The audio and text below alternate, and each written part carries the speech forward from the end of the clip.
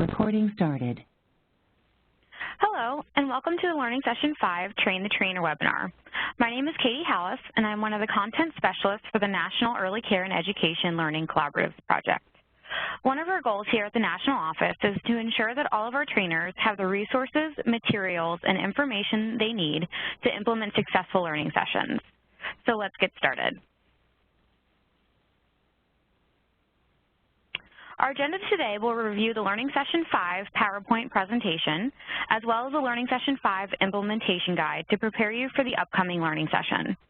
Since this is not the actual presentation, we will not show the slides, but do a review of them to hopefully answer any questions and concerns you may have. It may be helpful to have your implementation guide along with the participant handbook available as a reference during this webinar. On today's webinar, we will discuss the presentation of storyboards, the Learning Session 4 action period, and of course the Learning Session 5 content, including best practices for screen time, extending your learning, continuing the process of change through the creation of a new action plan, as well as a discussion on national, state, and local support. And there's an opportunity to hear from a guest speaker for the professional development activity portion of the day.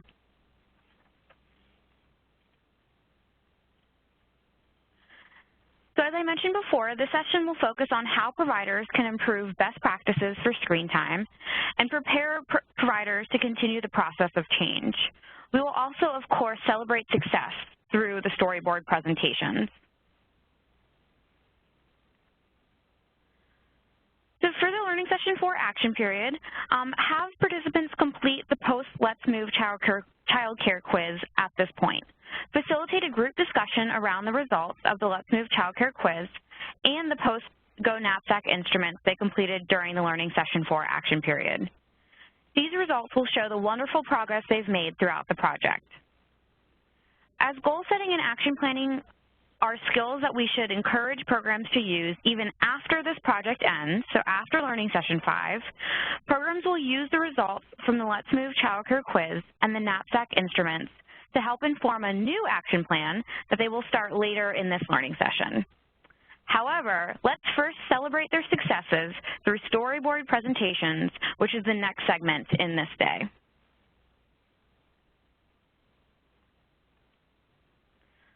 So depending on the group size, participants can present within the large group or be split up into their TA groups. Presentations can be done formally through individual presentations to the group or informally through what we call a gallery walk. A gallery walk is where storyboards are displayed on tables and participants can take a walk through the room to view other programs' storyboards. This is a great opportunity for programs to share their success stories and ideas with other participants. Please also continue to encourage them to share their challenges and barriers as well, so that if programs choose to adopt any changes that program had made, they know what they may be up against and how they overcame those barriers and challenges. Remember to have index cards available and encourage participants to write down ideas they like and that they might want to incorporate into their own programs. These ideas can be incorporated into their next action plan that they start later on in this learning session. Now we will take time to review the content covered during the learning session. As a reminder, we will not go through the content verbatim, but provide an overview of each segment. In Learning Session 5, we will cover the best practices for screen time, how to support the providers in continuing the process of change, incorporating other early childhood organizations that can provide national, state, and local support even after this project ends, and how to prepare for the professional development activity, which is an opportunity to invite a guest speaker in for the learning session. So for PowerPoint Part A, we will discuss the best practices for screen time. For this segment, there is information on the specific best practices for reducing screen time in the program, as well as 2 videos and an activity. The Screen-Free Moments video discusses the best practices for screen time. It provides strategies for providers to use in order to reduce screen time in their program. The second video, titled Select Media with Intention, provide strategies providers can use to make media usage intentional in the classroom. However, even if screen time is used in the classroom, providers should remember to follow the best practice that screen time be used no more than 30 minutes per week in the classroom. To round out this segment of the learning session, trainers will do the Go, Slow, or Whoa activity. This reviews the best practices of physical activity and screen time for preschoolers, toddlers, and infants. For this activity, you will read a statement, and participants will have to decide if this practice is recommended, if it should be limited, or if it's not recommended. If they think the practice is recommended, they should run in place. If they think the practice should be limited, they will march in place. And if they think it's not recommended, then they will stand in place. This activity can be found on page 14 in your implementation guide. As mentioned in the previous webinars, one physical activity break per session will be dedicated to introducing and linking an activity to your state's early learning standards. Please bring copies of your state's early learning standards to distribute to participants at the learning session. For this early learning standards physical activity break, use the Nutrition and Movement Activity Book to conduct the activity on page 5 titled Beach Ball High. Take this time to connect your state's early learning standards to this activity. Once you conduct the activity, facilitate a group discussion around what common early learning standard domains were addressed. Use your state's early learning standards as a guide to facilitate this discussion, or use the domains listed in the implementation guide. While there are example domains in the implementation guide, there may be additional domains specific to your state's early learning standards. So please encourage the participants to think about what else was covered in conducting the activity. Next, we have PowerPoint Part B, Extending Your Learning, Staff, Families, and Program Policies. This part offers strategies that staff and families can use to reduce screen time in their own lives. Additionally, if a program has chosen to reduce screen time in their program, there are also sample policies provided if they choose to modify any for inclusion in their staff and parent handbooks to support the changes they've made in their program. PowerPoint Part C is continuing the process of change. For this section, we will start another action plan. Have programs, before they start a new one, review their completed action plan. Have them identify what items have been completed and those that they may still be working on. Explain that continuing the change process takes time. Use the following questions to facilitate the discussion. Did the participants learn something from completing the action plan? What were some of the challenges for participants that they faced while completing the action plan? Were there any action steps that they were not able to complete? Which ones and why? Were all individuals who were responsible for each task able to complete it? Now divide the participants up into 2 groups with their assigned trainer. Use this as an opportunity to provide the programs with a blank action plan worksheet and have them complete the first 3 columns.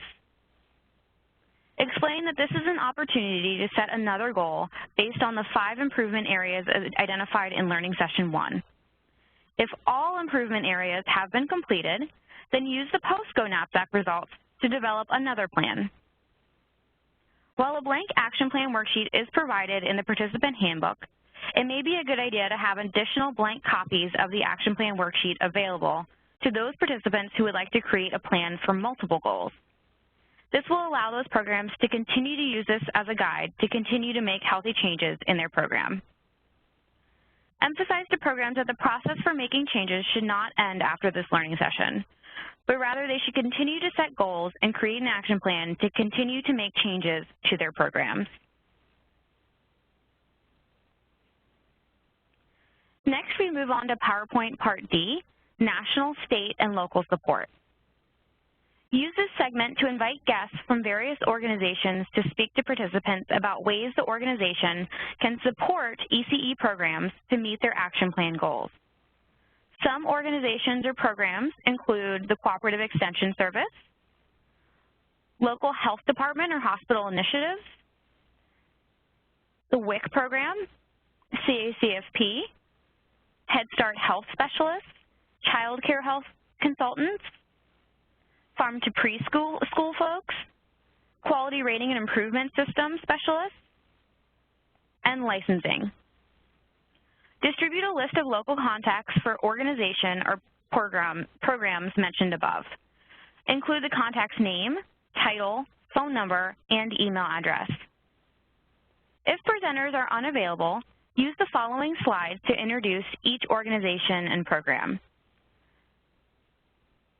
Prior to Learning Session 5, and if possible, invite national, state, and local support segment presenters to attend the storyboard presentations at the beginning of the learning session to make a direct connection with the organization or initiative and the ECE program's role, and feel free to add slides for local agencies that are relevant to your state.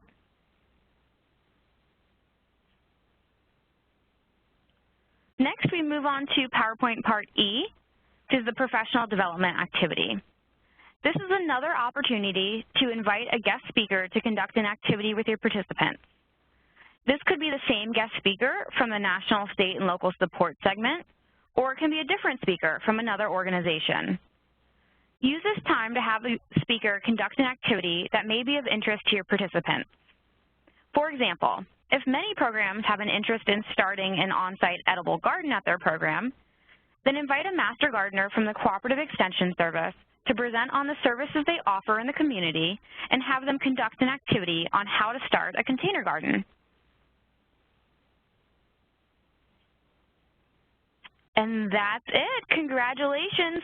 You have completed the Learning Session 5 Train the Trainer webinar. I hope that you feel more confident, prepared, and ready to facilitate your last learning session. If you have any additional questions, please contact your project coordinator, the other content specialist, Brianna Holmes, or myself at the contact information provided on this slide.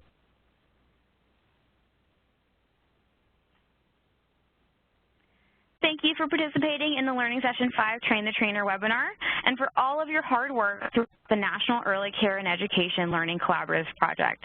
This project is truly not possible without you and your programs. Thank you for all that you do to support our early care and education programs to create healthier environments for the families and children they serve. Have a great day.